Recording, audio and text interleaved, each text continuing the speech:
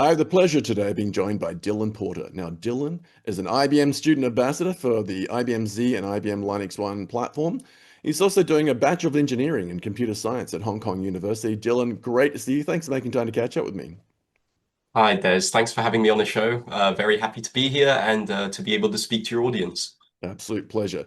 So, to that point, for our audience, just to set the scene, what you can expect today, we're going to have a great conversation with Dilla around who he is, what he's up to, what he's studying, why he's studying, how he became, or how he came to be an IBM Z student ambassador, and what that all means. We're going to be talking about the IBM Z Day 2025 event and three key elements around the flow and format of the event, some of the speakers, the talking tracks, and we're also going to be talking about an area around where if you register and attend, you can get some skills and training, and you can even get certified by IBM and get some badges. And Dylan will be talking about your part of that as well, because I know you're going to be presenting and speaking on that. Before we kick into all of that, though, Dylan, I wonder if we could maybe just get a 30,000 foot overview of who is Dylan Porter and what are you up to studying at the moment, and how's life in Hong Kong going? Yeah, so as you mentioned, I'm pursuing a Bachelor of Engineering in Computer Science. So there I'm learning about the theory and some mathematics and programming behind it. And that's really helping me to expand a lot on my personal skills on coding. And I've been doing that for a few years now, since I was really young. And that's given me the chance to really expand on it in a professional setting. I've had some work experience doing some freelance gigs and creating applications, and still being able to balance my work and my studies together is really interesting. And out of a unique opportunity, I've been able to take up this student ambassador role. And IBM has been reaching out to students around the world, and I thought it would be a wonderful opportunity for me to get more deep into the professional side of things in the programming world. And I'm realizing now that it's a lot more than just this programming field, because we're really practicing on networking with professionals, we're doing communication with other students in our environment. And it's really fascinating. And I've had a very great journey over these last few weeks of really figuring out how I'm able to become a part of the actual community itself. Yeah, indeed. And as we were talking off air before we hit record, one of the things that an event like this one, IBM Z Day 2025, will give access to people, give people access to. And by the way, it is a no-cost event; it's free. And wherever you see this video, folks tuning in, there will be links to all the key resources. Excuse me. A link to the IBM Z Day 2025 event. We'd like you to click, go and have a look at it, learn more about, as Dylan outlined, all the key things around skills and training and education and how to potentially even become an ambassador. Click on the link, register, join us on the day. You'll be seeing some great things. Um, Walk us through that journey just briefly of sort of, IBM reaches out, you get the opportunity to be a Z student ambassador. Walk us through that journey of sort of how that came about and kind of, what that entails. Because I think a lot of our audience who just like you are studying, doing degrees, or maybe they're doing a second degree or PhD, and are wondering, well, what does it even mean to be an IBM Z ambassador, and particularly for the student faculty? So, what's amazing is that IBM's made a lot of effort to reach out to any sort of computer science faculty or any department around universities. And for my case in particular, Hong Kong University reached out to its students, told them about this opportunity.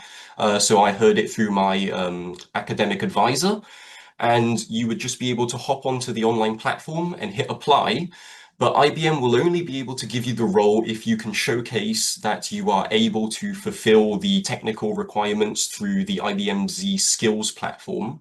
And they have this platform called Z Explore.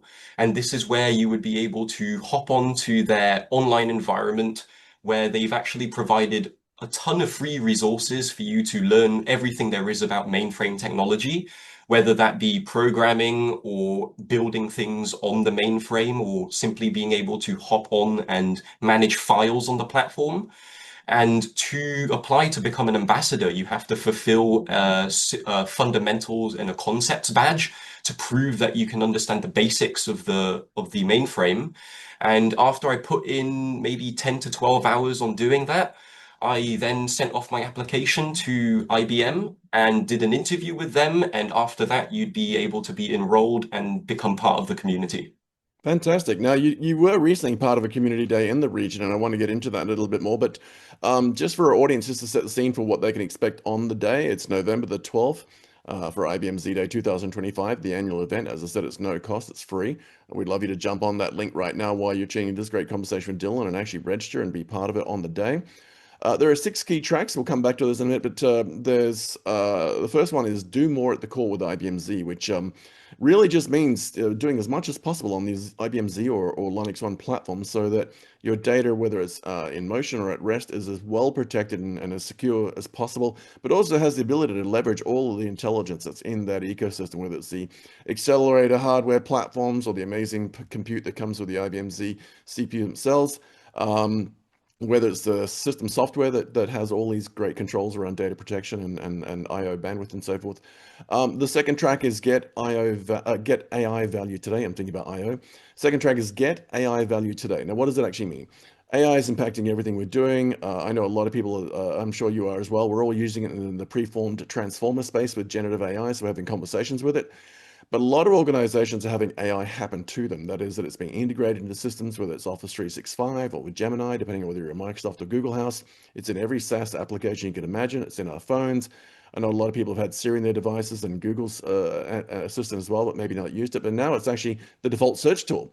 So learning how to get value from AI today is going to be a great track. A couple of others very briefly, which is get more from your team and your IT and yourself. Protect critical data and workloads, a great topic there. And I know I just recently interviewed Anne Dames, a distinguished engineer who is in the cryptographic development. She's got a great track. You'll also, as Dylan mentioned, be able to skill up and take your career to new heights. And we'll talk about that in more detail later around some of the skills element. And then there's a really exciting range of innovation showcases around the IBM Z platform and the IBM Linux One environment and the whole ecosystem and solutions around that. Dylan, you were part of a community day, IBM Z Community Day there in Hong Kong recently. Tell us a little bit about that event. Yeah, so IBM's put a lot of effort into creating community days around the world. They recently did a track of APAC in the APAC region, and Hong Kong was one of the destinations. And they essentially planned an entire day around having some speakers come up onto stage, do presentations to C-suite CEOs, to workers in the industry, and also to students. And as a IBM Z student ambassador, my role was to reach out to students both in my university and in other communities around Hong Kong to come to the community day to be able to really experience what one of these networking events would be like, as well as to be able to learn more about what it is. And there were a bunch of interesting presentations on the recent trends in IBM's technology, really understanding the details of what IBM Z really does. So simple points like how IBM Z manages 70% of the world's financial transactions, or how out of a year there's only a staggering 30 milliseconds of downtime. So interesting points like this just to teach the students. And then they talked a lot more about the future roadmap and recent innovations. So the Z16 and Z17 models of mainframes, as well as the upcoming models in the future years, and then also bringing some updates on general AI and data, some modernization and how they're integrating AI into mainframe workflows. And then also, of course, bringing up the IBM Z skills, which they will also be doing further on in IBM Z Day. And you can see how a lot of this kind of ties in together. So Community Day was a lot more for the local environment, and Z Day is essentially bringing the entire world to teach them all about IBM Z and what it means. Fantastic. Yeah, some great points there. A lot of people forget the amount of critical or mission critical data that are in environments, whether it's banking, insurance, whether it's aviation, healthcare, transport, logistics, federal government, state government. A lot of that critical data is sitting on mainframe platforms, mainframe environments, mainframe databases. I regularly remind myself when I tap my credit card or if I'm with my kids and they tap their phones. I'm a bit old and grumpy to put my credit card in my phone. I say to them, that's going through a mainframe, and they look at me going, yeah, rightio, Dad. Every time I'm on a plane, I remind myself that the little piece of paper, the boarding pass or the QR code that's on my phone has gone through a mainframe or multiple mainframes to get me to that seat on that plane to go somewhere from one place to another on the planet. And it never ceases to amaze me that it just works. It just never fails. And as you said, we talk about 5 nines in critical infrastructure in most places, but IBM talks about it as 6. And when you get to that extra 9, it's a very small window of time to do maintenance and updates and patches, and the platform just does that with various levels of redundancy and so forth. So another thing I wanted to just briefly talk about, Dylan, just for our audience, if you don't mind for a second. So the keynote speakers and some of the thought leaders that people can look forward to on the day. We've got some amazing folk. I'm just going to roll them off as a bit of a roll call, if you don't mind for a moment. We've got Tom McPherson, who's the general manager of IBM Z and Linux One. We've got Meredith Stowell, who is the vice president for IBM's Z ecosystem. We have Tina Tarquino, the chief product officer of IBM Z and Linux One, that we very fondly nicknamed the Queen of Mainframe. We have Elpida Zotzatos, who's an IBM fellow and the chief technology officer for AI on the IBM Z and Linux One platforms. Skylar Loomis, who's the general manager of the IBM Z software environment and ecosystem, and the wonderful Anne Dames, who's a distinguished engineer at IBM, focused on cryptographic technology development. Now, we mentioned you are speaking on the day. You'll be talking in the skills area, I believe. Give us a little bit of a high-level walkthrough, kind of what people can look forward to see your presentation on the day if they register and join us, without giving away too much, because we want them to join the day and get the rest of the secret sauce. Right, yeah, so thanks. I'm, of course, speaking there, and my priority will really be the outreach towards the students and the community as a whole. And that really plays a part in what my role is as a student ambassador. But of course, there will be many other speakers, including the ones you've mentioned, and they'll be talking about a bunch of things varying from new AI capabilities on the IBM Z platform. We'll also be able to be looking into AI and security. And quantum security is a really big one that's been coming up recently. IBM's been really close to being able to release a full quantum computer out into the market. And of course, that would mean we would have to bring in security that would be able to protect people from quantum computers. So that will be an interesting point. We'll also be looking into Linux One and what that means and how we'll be able to integrate that into our workflow, as well as both generative and agentic AI. And agentic AI is one of the more modern trends that we've been following, and that would be able to tackle a bunch of problems that we won't especially be able to do now with our simple models of AI. And yeah, so my role specifically, Excellent. again, I'll be focusing on the community, and there will be clients, there will be students, and I really want to encourage students to attend as well, since you'll be able to join in online anywhere around the world and just learn as much as you can. Fantastic. I know a lot of students that I talk to here in Australia and certainly around the world, and I'd love to get your thoughts on this very, very briefly. But the IBM Z platform has an amazing legacy. It's got like multiple decades, 60 plus decades of proven success there. But often it's seen as a slightly different, challenging on ramp, but which isn't actually the case. But a lot of people sort of look at it from that point of view, think, oh, it's very difficult to get the IBM Z platform. But when the Linux One environment came along and all of a sudden people realized, well, actually, hang on, I've got all these modern design patterns, all these modern languages, all these modern environments where I might be a cloud native and I think I'm just going to drop it into a hyperscaler somewhere and stand up a VM or a Docker instance or spin up a Kubernetes cluster. What they may not realize, and I imagine you're enjoying the skills development in this space as well, that the Linux One platform gives them all of that, but on the mainframe platform with the 6 nines, that they can continue to work in the Linux environment. They can work with all the modern languages, whether it's the likes of Hadoop and Cassandra in the big data space, whether it's Python and other modern languages, and open source tools in particular, all on the mainframe.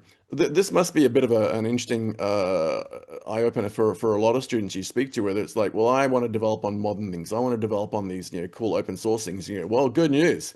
You can do all that on the IBM platform with the Linux One. Does that surprise a lot of the students you come across? That they're like, what do you mean I can get my stuff running on a mainframe? Yeah, so that's a really great point. In the Z Skills platform, the Z Explore platform, IBM teaches you the basics of mainframe. So I've actually had to learn some really ancient programming languages like COBOL, JCL, and Rex. And of course, these are, compared to today, the precursors of our modern languages.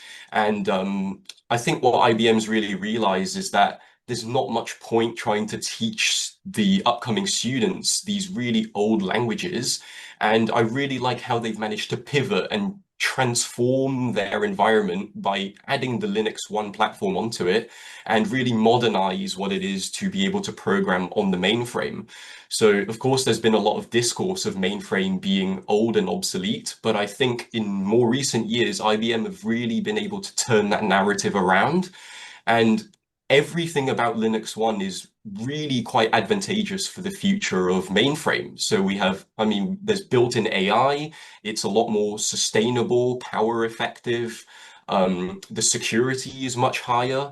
And Yeah. of course, being able to translate old code through platforms like Watson Xcode Assistant or something like this, being able to code in Python or JavaScript or Java instead of these old languages makes it much easier and much more flexible for people who want to really get into mainframe. Yeah, in fact, that's an interesting point there, because I think a lot of folk tuning in, particularly from the academic space, certainly from students and your peers, is that there's going to be an enormous boom of opportunity to do projects like refactoring COBOL code into modern languages, doing some debugging with generative AI that is analyzing some of the COBOL or other languages where you don't necessarily have to be an expert in COBOL, but you certainly do need to be savvy and familiar with generative AI and just have a plain conversation with it saying, find me why this is happening, and then potentially even write a new module that plugs into it. Because at the end of the day, the old code still combines to binaries. You know, you might have had someone a decade ago write something in COBOL or some other language, Fortran, whatever.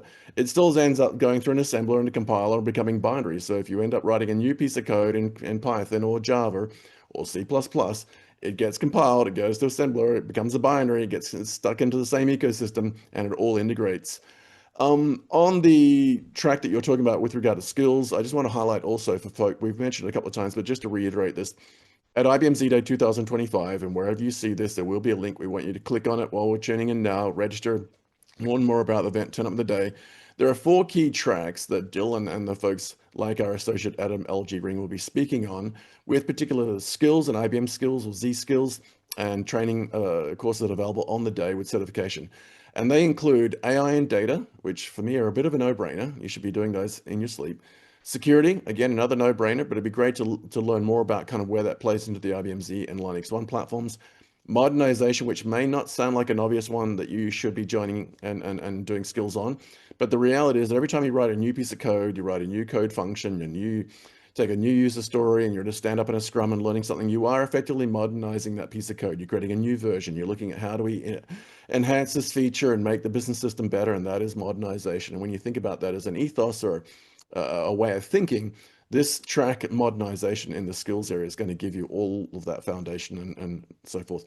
And then the last one's the IBM Z skills, which Dylan, you spoke about a couple of times, but what does that actually mean? One of the things I wanted to touch on for our audience, and we spoke about this off air earlier before we started recording, is that when we think about IBM Z skills, when we think about the IBM ecosystem and the Z platform, and particularly Linux One, what that really means is that you are going to get into an environment, whether it's working for IBM or an IBM partner, integrator, reseller, or an IBM customer, where that ecosystem can span decades and decades and decades. You could easily see yourself in 10, 20, 30 years still working in that ecosystem, but on the latest new languages, the latest new databases, new tech like AI and so forth that continue to emerge, generative AI, agentic AI and agents, MCP, where agents are talking to agents.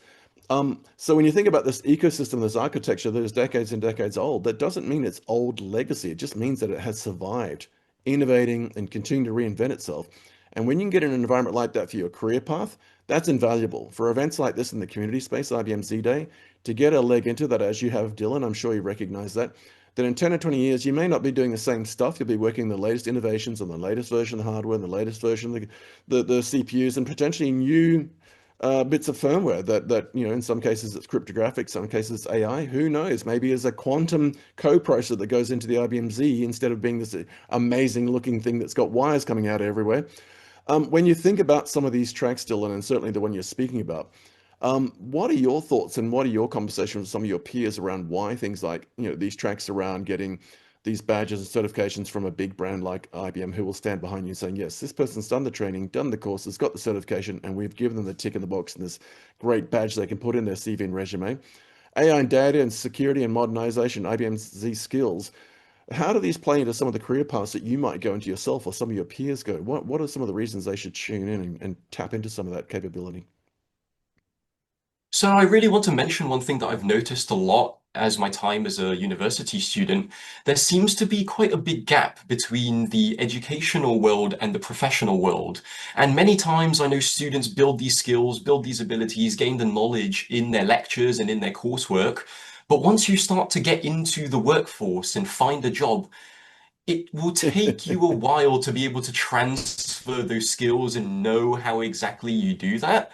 So, of course, I don't deny that everyone will have what they need to do, but they won't necessarily know exactly how to transfer it so easily.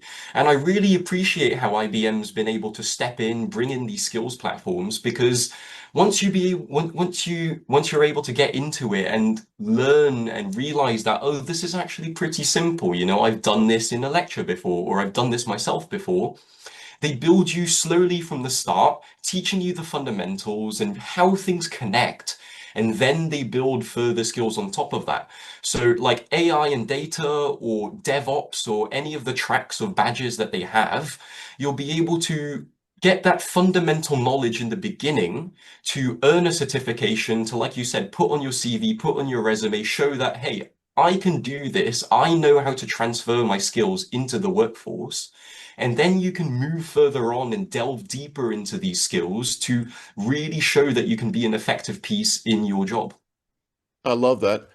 To wrap us up, Dylan, I wonder if in a speed dating fashion in a couple of minutes, if you could just bullet point your thoughts around some of the things we spoke about today with the sort of the approach of a bit of a crystal ball gazing thing. If you were to gaze into a virtual crystal ball and sort of think in 12 to 18 months when you look back, what are some of the things that you think IBM Z Day will be setting you up for, give you the skills and the experience and the knowledge and the insights into that you look back and go, I'm really glad I went to that event. I'm really glad that I attended it. In your case, you're speaking at it. For your not just for your peers and fellow students or people doing internships, graduateships, but of course, people of all walks of life and age groups. I'm sure you've got some great insights to that. But if you were in speed dating fashion, so say, this is what I think I'm going to gain from this over the next 12 to 18 months. What are some of the two or three key bullet points that IBM Z Day 2025 can potentially offer your peers and folk who've got a similar view in life with regard to building a career, building some experience and knowledge and skills? Yeah, so IBM's had a history of being right in predicting the trends of the market. So they've known that hybrid cloud was going to Yeah. be the future. They knew that AI was going to be the future. They're now predicting that quantum is going to be a part of the future. And they're really reinforcing this knowledge, bringing in Linux One, bringing in generative AI on their hardware, bringing in agentic AI. And I really understand that I want to be looking out and seeing what advancements they're making, because IBM's really on the forefront of modern technology. So I'm really excited to see what they're ready to bring. I'll be looking out for any trends in AI. So personally, I want to work into AI, and I know a lot of my peers do as well. IBM's a great place to get started, and Z-Day will tell you all you need to know about AI in the modern workforce, looking at quantum computers, how they're being able to bring in quantum safe encryption, bringing in quantum computers, hopefully onto the mainframe. So just being able to look out, learn more about what the modern trends are, and seeing that IBM is probably going to be there being able to talk to you and teach you about it already. Fantastic. That should be the sales brochure right there. Well, Dylan, it's been an absolute pleasure to get to know you. Thank you so much for sharing some insights into yourself and what you're doing currently with your degree, what you're doing with the IBM ecosystem itself as an ambassador, and congratulations on all of that. Look forward to seeing your career path grow and whatever. And I'm going to be looking forward to tuning into your skills area where you're talking about some of the things you've just discussed today. But between now and then, safe travels, keep safe. We'll look forward to having you back on the show again. And I really appreciate your time today. And good luck on the day on November the 12th at IBM Z Day 2025. Thank you so much, Des. It's been a pleasure. Absolutely. And just to close out, folks, as I said earlier, we have links wherever you see this on YouTube, on our digital and social platforms. There would be links to all the key resources and particularly links to details how you can connect with Dylan. Click on the link for the IBM Z Day 2025 event, register, join us on the day. You'll see amazing people like Dylan speaking. Bring a pen and pad, potentially bring a few friends, maybe set up a meeting room, a boardroom, and bring a few people to a watch day. You'll learn a great deal, and as I said, you'll be hearing from amazing people like Dylan. Dylan, thanks for your time again, and we'll look forward to having you back on the show another time soon.